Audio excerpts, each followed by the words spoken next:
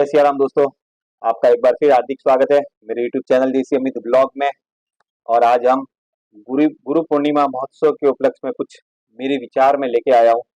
तो देखते हैं आपको कितना पसंद आते हैं तो लाइक सब्सक्राइब करना। तो गुरु गोविंदो खड़े काके लागू पाए, बलिहारी गुरु आपने गोविंदीय बताया। तो जैसे जीवन में गुरु के महत्व को बताने वाला महापर्व गुरु पूर्णिमा 21 जुलाई को है अब की बार। और उस दिन हर कोई अपने गुरु की पूजा करेंगे, गुरु की आराधना करेंगे, गुरु के बहुत कुछ, कोई आश्रमों में जाएंगे, कोई कहीं कुछ करेंगे, कोई घर पे ही उनका ध्यान करेंगे। लेकिन ये सिर्फ गुरु पूर्णिमा के दिन ही करने का नहीं होता है। वो हमें, अगर हम जिन्हें सही तरीके से सही गुरु मानते हैं तो उनकी पूजा, उनकी अर्चना, उनका ध्यान, उनके मार्गदर्शन में आगे चलना, उनके जो बताए हुए जो रास्ते हैं, जो सत्कार्य है, जो हमें जो रास्ता दिखाया है सही कर्मों पे चलने का, उस पे रोज चलना है हमें। तो भारत में जो गुरु पूर्णिमा जो है, गुरु का महत्व जो है वो भारत में बहुत जबरदस्त है। और भारत में प्राचीन समय से ही गुरुओं के आदर सत्कार और सम्मान की परंपरा रही है। और भारत के प्राचीन और ऐतिहासिक गुरुकुल इस बात के गवाह रहे हैं। भारत में गुरुकुल शिक्षा प्रणाली और गुरु शिष्य परंपरा का एक स्वर्णिम गौरवशाली इतिहास रहा है।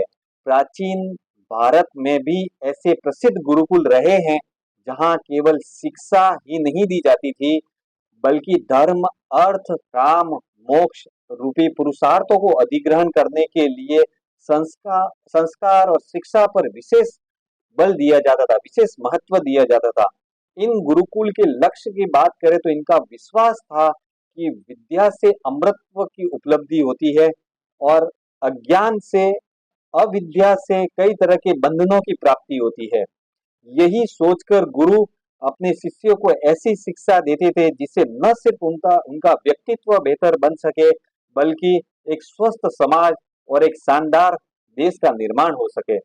ऐतिहासिक एवं धर्म ग्रंथों के अध्ययन से ज्ञात होता है और हमारी प्राचीन परंपरा और प्राचीन इतिहास को देख के हमें पता चलता है कि प्राचीन शिक्षा सत्र 3 भागों में बटा हुआ था। पहला मातृ देवो भव, दूसरा पितृ देवो भव, तीसरा आचार्य देवो भव। मातृ देवो भव मतलब पहली शिक्षा हमें माता से, पहली शिक्षा और संस्कार हमें माता से प्राप्त होते थे। पितृ देवो भव मतलब दूसरी शिक्षा हमें अपने पिता के प्रभाव से जो शिक्षा और संस्कार प्राप्त होते थे। फिर उसके बाद में तीसरा आचार्य देवो भव, गुरु देवो भव।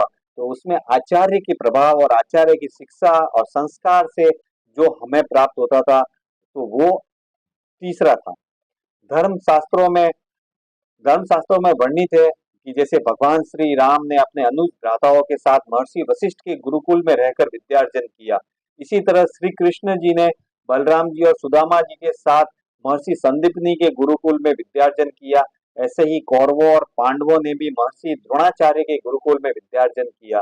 इन गुरुकुलों में राजनीति शास्त्र, कूटनीति शास्त्र, अर्थशास्त्र, योग, नैतिक शिक्षा, धर्म, कर्म, मोक्ष, न्याय, दर्शन आदि विषयों पर शिक्षा दी जाती थी।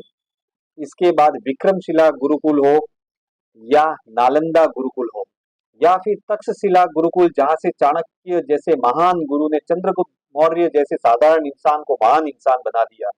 ये हमारे भारत वर्ष के महान गुरुओं का इतिहास है, जिससे भारत विश्व गुरु बना था। और आज के परिप्रेक्ष्य में हम देखें तो गुरुकुल और आज की शिक्षा पद्धति, इन दोनों चीजों को मिलाने जाए तो गुरुकुल जैसे थे जो मैंने अभी बताए हैं, उन हिसाब से आज के जो शिक्षा के ये जो मंदिर हैं वो सिर्फ पैसे कमाने के, बिजनेस करने के सारे तंत्र बन के रह गए हैं।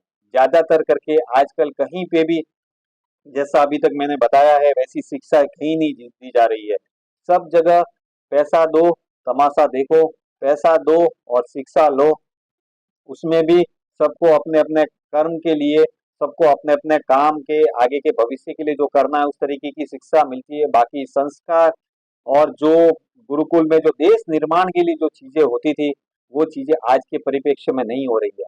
ये तो रही बच्चों की बात। और सबसे बड़ी दिक्कत यही से शुरू होती है कि जो हमारे गुरुकुल की परंपराएं थी उनको हम भूल गए, और उन परंपराओं को भूल के हम जो आधुनिक अंग्रेजी शिक्षा की ओर बढ़े, जिसकी वजह से आज आज 25 30 40 50 साल से, ये जो 50 60 साल से जो ये परंपरा चल रही, तो वहां से जो भी बड़े हुए वो आज पता नहीं कहाँ कहाँ गुरुओं के आश्रमों में चक्कर लगा रहे हैं, कहाँ कहाँ घूम रहे हैं, कैसे कैसे गुरु ढूंढ रहे हैं, और उन लोगों को कोई सही गुरु मिल भी नहीं रहा है। आजकल क्या हो रहा है, जैसे हम एक गुरु के पास जा रहे हैं, इनको गुरु बनाया हुआ है, कोई भी एक्स वाई जेड हो गया, अब थोड़े दिन तक उनकी पूजा करेंगे, हम थोड़े दिन उनके आसपास घूमेंगे, थोड़े दिन उनका सब कुछ ध्यान ये बुक वुक पढ़ेंगे, फिर उनके बाद में जब हमारे सांसारिक दुख कम नहीं हो रहेंगे, हमारी मानसिक अशांति कम नहीं हो रही, तो हम कोई बताएगा कि वहां पे ये गुरु महाराज आए हैं और ये नए बने हैं और इनके वहां पे तुरंत चमत्कार हो रहा है, और जो भी चीजें हम लेके जाते हैं वहां पे कुछ अर्जी लगाते हैं तो वो हमारा काम हो जाता है, तो हम इन गुरु को छोड़ के इन गुरु के पास चले जाते हैं। तो आजकल सारा संसार और सारी कुछ चीजें ऐसी हो चली है। जब कुंभ का मेला लगता है, जब कुंभ का मेला लगता है, जब महाकुंभ लगता है, तब वहां पे कई नागा साधु और बड़े बड़े साधु संत और आते हैं, तो वहां पे आपने ये देखा होगा कि जो काम क्रोध मोह लोभ से परे जो साधु है, आप उन्हें ढूंढिए, आप उनके शरण में जाइए, आप उनके पास में बैठिए, आप उनसे शिक्षा लीजिए, आप उनसे अपना मार्गदर्शन करिए, आप देखेंगे कि आपकी जिंदगी में सब कुछ अच्छा हो जाएगा। लेकिन आपको चमत्कार चाहिए, हर कोई आजकल चमत्कार को नमस्कार कर रहा है कि भाई समोसा खा ले तेरे ये दुख दूर हो जाएंगे, ये कर लो वो हो जाएगा, ऐसा कर लो ऐसा हो जाएगा। वो खुद अपने, आजकल तो कई गुरु मैंने ऐसे देखे हैं जो खुद अपने आप को भगवान, अपना खुद का ही एक पंथ, खुद की ही एक चीजें चला रहे हैं। वो तो अपने आप को ही खुद की पूजा और खुद के जो बनाए हुआ है उन्हीं की पूजा में, और लोग भी कर रहे हैं, और भीड़ तंत्र चला जा रहा है। अभी हमने कुछ समय पहले उत्तर प्रदेश में देखा कि किस तरीके से भीड़, भगदड़, और फिर लाशें ही लाशें, लेकिन उनके बाद में जो गुरुदेव थे उनके, वो गुरुदेव आए ही नहीं अब तक। तो ऐसे गुरुओं से सावधान रहें। और गुरु, देखिए गुरु भी आपको अगर अपना शिष्य बनाएंगे तो वो भी बहुत सारी चीजों को सोच समझ के, आप में कुछ चीजों को देख के, पहले के जमाने में जब गुरु अपने शिष्य अपने बनाते थे तो भी बहुत सारी परीक्षाओं से शिष्य को गुजरना पड़ता था, और फिर उसके बाद में उन शिष्यों को वो मतलब अपना अपने यहाँ गुरुकुल में जगह देते थे।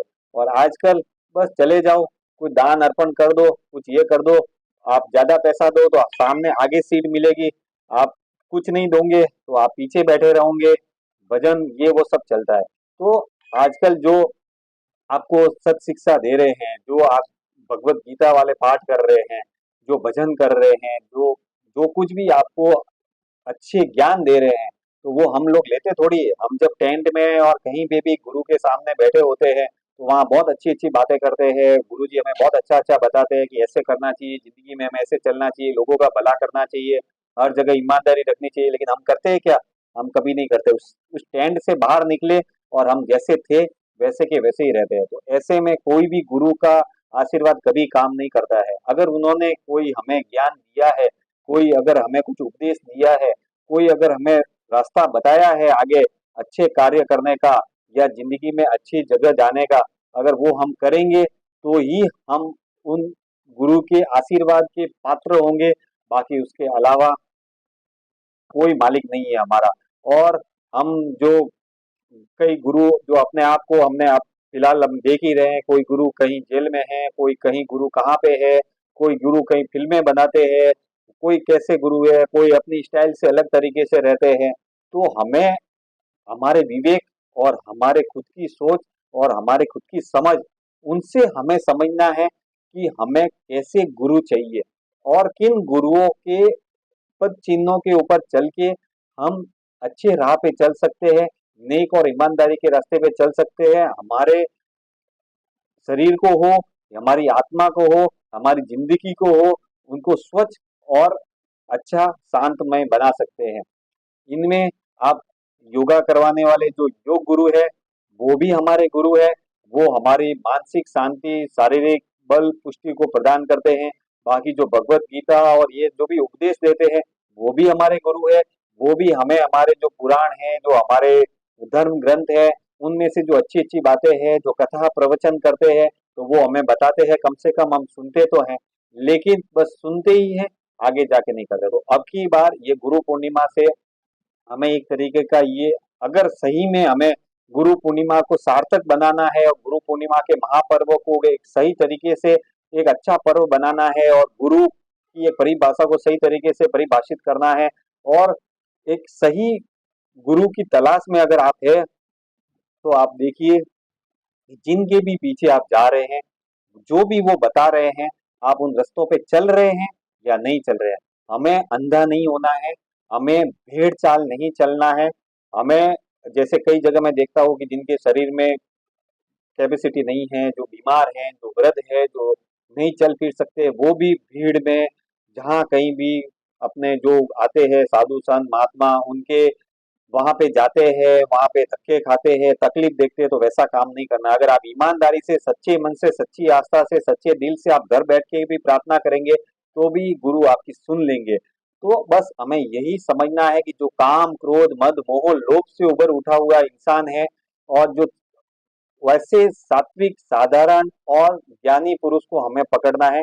चमत्कार की आशा में हमें कहीं पे भी नहीं जाना है, उनके बताए हुए सब सही रास्ते पे चलना है। जो अज्ञान से हमें ज्ञान की ओर ले जा रहा है, जो हमें अंधेरे से उजाले की ओर ले जा रहा है, जो हमारे जो सांसारिक जीवन में जो हम इस जो रोज की जिंदगी जी रहे हैं, रोजमर्रा के, इसको बेहतर बनाने के लिए जो हमें शिक्षा दे रहे हैं, उनके पीछे चलना है और उनके पद चिन्हों पे चल के, उनके बताए हुए रास्तों पे चल के, उनको ग्रहण करके हमें आगे बढ़ना है। न कि चमत्कार की आशा में चलना है, न भेड़ चाल चलना है, न भीड़ में कहीं पे भी जाके खड़ा। आजकल ऑनलाइन जमाना है, आप चाहो टीवी मोबाइल सब जगह आपको ज्ञान मिल सकता है, तो आप उन्हीं गुरु का ज्ञान आप मोबाइल और टीवी से भी ले सकते हैं घर पे बैठे।